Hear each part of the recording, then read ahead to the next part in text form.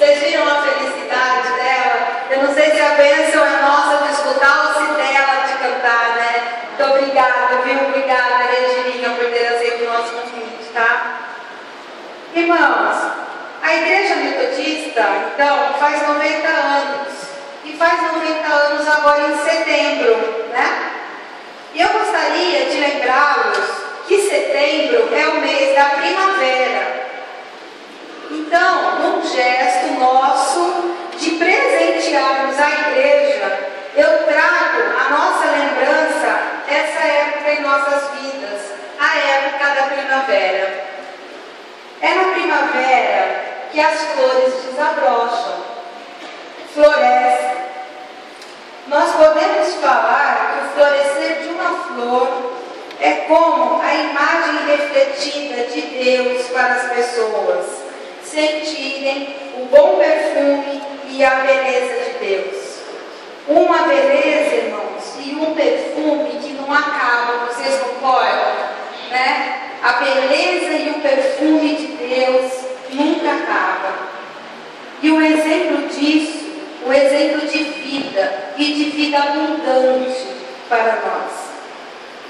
Em João capítulo 15, Jesus declara: eu sou a videira verdadeira, e eu comparo aqui a flor que desabrocha, essa flor de vida abundante, à nossa igreja. A igreja que então floresce, refloresce e que persevera. 90 primaveras, estamos fazendo 90 primaveras, presentes de Deus. 90, cada primavera de Deus foi um presente para as nossas vidas. E Deus está trazendo esse renovo para nós mais uma vez. E isso é promessa de Deus para nossas vidas. Amém, irmãos? Em Oséias, no capítulo 14, versículo 5, 6 e 7, abram suas Bíblias, vamos ler, leiam comigo. Oséias, capítulo 14,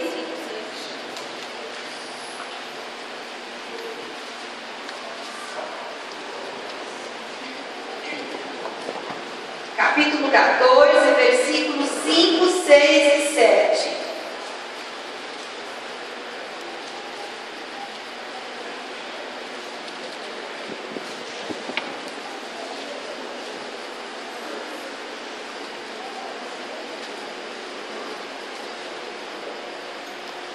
Eu serei para Israel como o orvalho. Ele florescerá como o lírio e lançará as suas raízes como o Líbano. Estender-se-ão as suas vergôncias, e a sua formosura será como a da oliveira, a sua fragrância como a do Líbano. Voltarão os que habitam a sua sombra, reverdecerão como trigo e florescerão como a vide. O seu renome será como o vinho do Líbano. Amém? É promessa de Deus, irmãos. Não sou eu que estou falando.